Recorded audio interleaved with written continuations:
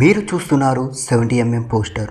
ఈరోజు మనం మాట్లాడుకునే టాపిక్ ఏంటంటే, మనల్ని నవ్విస్తూ భయపెట్టి కొన్నిసార్లు మనం కుర్చీలో నుంచి లేచి పారిపోయేంత భయపెట్టిన టాప్ 10 గోస్ట్ తెలుగు మూవీస్ గురించి ఈ వీడియోలో తెలుసుకుందాం. ఈ వీడియోని ఫుల్గా చూడండి. సినిమాలో దెయ్యం అంటే అందరికీ భయమే, కానీ మన తెలుగు ప్రేక్షకులందరికీ భయం కన్నా ఎంటర్టైన్మెంట్ ఎక్కువ. లైట్స్ ఆఫ్ చేసి పాప్కార్న్ తింటూ ఈ సినిమాలను ఎంతో ఎంజాయ్ చేస్తాం. ఇప్పుడు ఆ సినిమాలేంటో మనం చూసేద్దాం. మొదటి సినిమా వచ్చేసి అరుంధతి. అరుంధతి సినిమా అంటే తెలుగు హర్రర్ సినిమాలకే ఒక కొత్త స్థాయికి తీసుకెళ్ళింది. మహారాణి రూపంలో పుట్టిన అమ్మాయి పాతకాలపు చెడును నాశనం చేసేందుకు తిరిగి వస్తుంది. అనుష్క శెట్టి ఈ పాత్రలో అద్భుతంగా నటించింది. ఇక పశుపతి పాత్రలో మన సోను సూద్ గారు ఎంతో బాగా నటించారు. స్క్రీన్ మీద కనిపించిన ప్రతిసారి భయం కేకలు వేయించాడు. ఎవరైనా అరుంధతిని ఆపలేరు అనే సీన్లో వచ్చిన డైలాగ్ ఇప్పటికీ గూస్ బంప్స్ వస్తాయి. ఈ సినిమా చూసిన తర్వాత అందరికీ ఒకే డౌట్, మనింట్లోనూ దెయ్యం ఉంటుందా అని. ఇక రెండో సినిమా చంద్రముఖి. లకలక అనే డైలాగ్ విన్న వెంటనే గుర్తుకొచ్చే సినిమా చంద్రముఖి. రజనీకాంత్ గారు సైకాట్రిస్ట్గా, జ్యోతిక దెయ్యం పాత్రలో మానసిక భయాన్ని కామెడీ టచ్తో చూపించిన సినిమా ఇది. ఇంటి లోపల నిజంగా దెయ్యం ఉందా లేక మనసులో భయమా అనే సందేహం చివరి వరకు ఉంచుతారు. ఇక జ్యోతిక చేసిన చంద్రముఖి రోల్ ఒక అద్భుతం.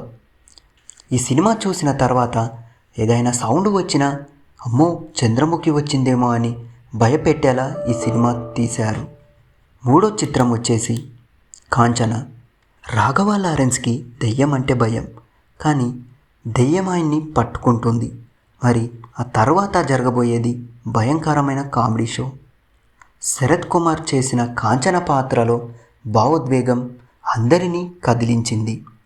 నా పేరు కాంచన అనే సీన్ అంటే ఇప్పటికీ చిల్స్ వస్తాయి. సినిమా తర్వాత మనలో చాలామందికి బాత్రూమ్కి వెళ్ళేటప్పుడు లైట్స్ ఆఫ్ చేయడం మానేశారు. నాలుగవ చిత్రం ప్రేమ కథా చిత్రం.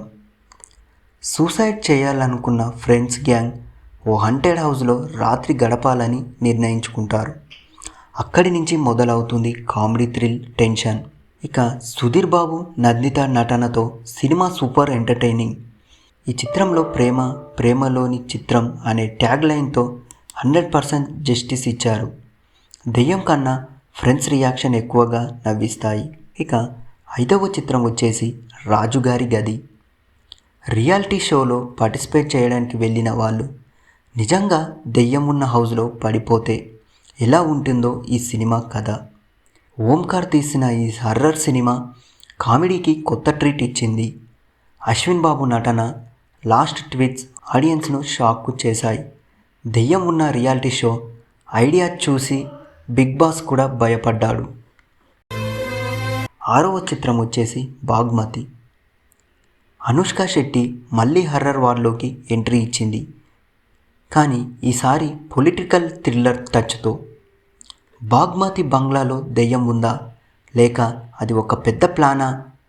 సినిమా మొత్తం సస్పెన్స్తో ఉంచుతుంది. అద్భుతమైన సెట్లు, camera work, Anushka screen presence. Bhaagamathie ఇల్లు లోపల అడుగు పెట్టగానే సైలెన్స్ గ్యారంటీ. ఏడవ చిత్రం అవును. 2012లో విడుదలైన ఈ చిత్రం ఇది నిజమైన భయం. కొత్తగా పెళ్ళైన జంట ఓ ఇంట్లోకి షిఫ్ట్ అవుతారు, కానీ అక్కడ కనిపించింది దెయ్యమా లేక ఇంకేదైనా. ఇక వారికి దెయ్యమని తెలిసి వాళ్ళని వెంబడిస్తుంది. రవిబాబు తెరకెక్కించిన ఈ సినిమాలో ఎలాంటి కామెడీ లేదు, pure horror. Sound design, camera work చాలా రియలిస్టిక్గా ఉంటుంది. డోర్ మెల్లగా క్లోజ్ అయ్యే సీన్ చూస్తే మనం భయంతో ఊపిరి ఆపేస్తాం. ఎనిమిదవ చిత్రం గృహం.